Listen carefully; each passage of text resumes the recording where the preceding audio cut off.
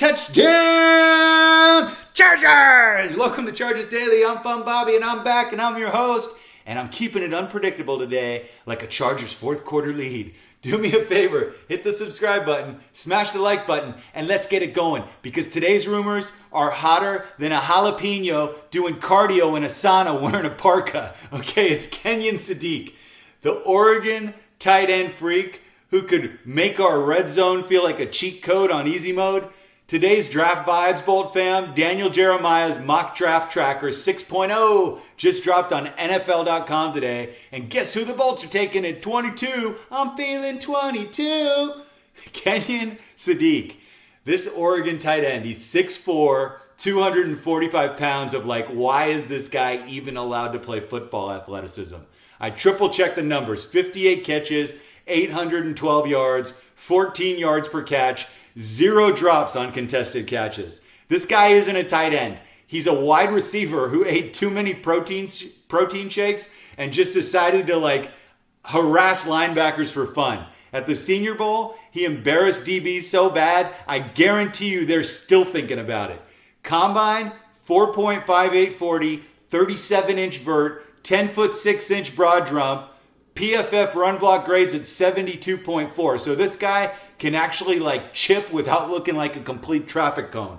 Jeremiah calls him Kelsey Light, and I love it, and I'm here for it. He's got soft hands, route polish, yak like he's got jet fuel in his cleats. And our tight end room, listen, this is not a reflection on me, but it's like a reliable dad bod. Sadiq turns it into an absolute six-pack. Motion him across, split him wide, watch linebackers cry as he mosses them on fades. Herbert can just throw it up. Sadiq goes up and boom, it's like automatic points. Drafting Sadiq is like hitting up, up, down, down, left, right, select, start in Contra. You know what I'm talking about. Suddenly every drive ends in fireworks instead of field goals and sadness. Kenyon, he stretches the seam deep, he rises high in traffic, he snatches it clean, and he finishes so strong. Look, defenses need like a cigarette and a therapist. While I like the mock, I really don't think it's reality, only because I don't think he's going to be there at 22.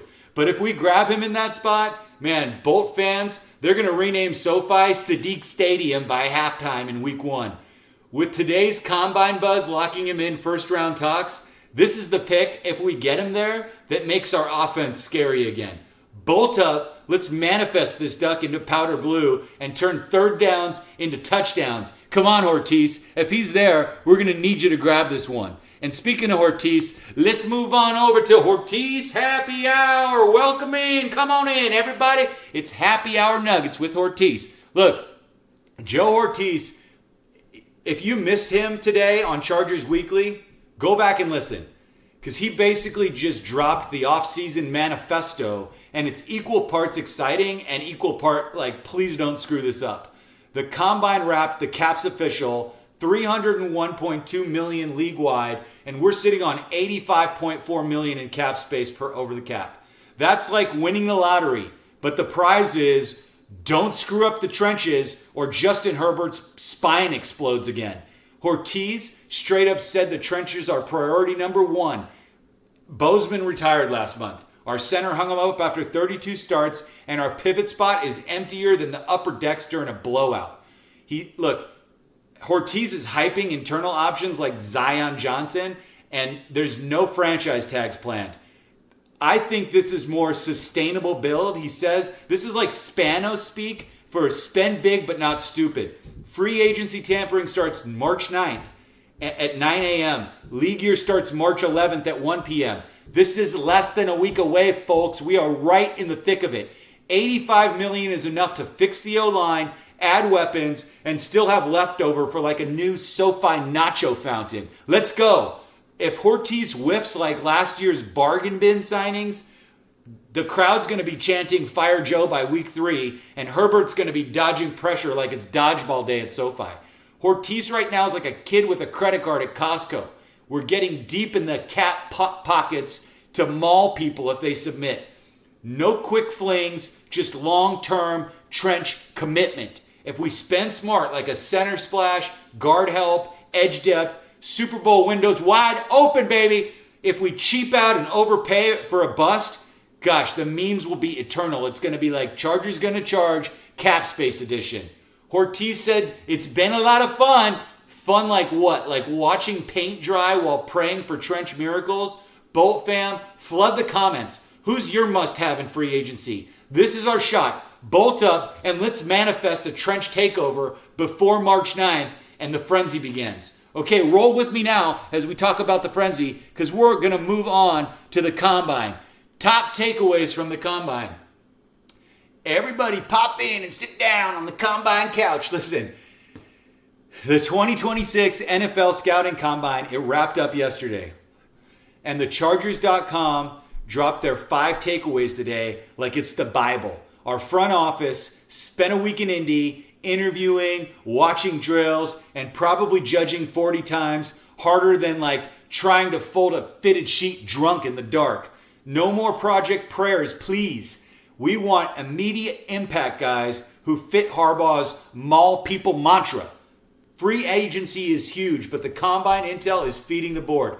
Chargers Wire and ESPN are buzzing about the interior O-line targets, edge depth if the guys walk, and the staff keeps eyes on workouts like hawks, like who can run block without looking like traffic cones. We're all combine experts now. That guy's shuttle was elite. Look, listen, we know nothing, okay? Stop looking at it like you're the pro and just pray that Ortiz and Harbaugh get it right. Ortiz, please. We need a home run or 2 or 3. Speaking of home runs, let's talk about this for a second, okay? Jaelan Phillips. Is he a flathead or a Phillips? I'm going to say pass me the Phillips. This guy, edge rusher shopping spree, okay? This is all about poaching from the NFC West. Jaelan Phillips, the Philadelphia Eagles, prior Miami Dolphins, 27-year-old boom or bust beast, is hitting unrestricted free agency like he just realized Philly cheesecakes are overrated compared to LA tacos. Come on home, Phillips. 2026 money isn't green, it's powder blue, baby. Traded from Miami mid-2025 for a third rounder, he suited up for the Eagles and put up a solid, if not spectacular, line despite lingering injury vibes. 5 sacks across 17 games. He had 51 tackles. He had a forced fumble, four passes defended. And real talk, look, Phillips he's been snake bit with injuries. He had an Achilles in 2023, ACL in 24. This is why the Dolphins traded him. But when he's healthy, he's a freak with 28 career sacks since being first rounder in 2021. PFF grades him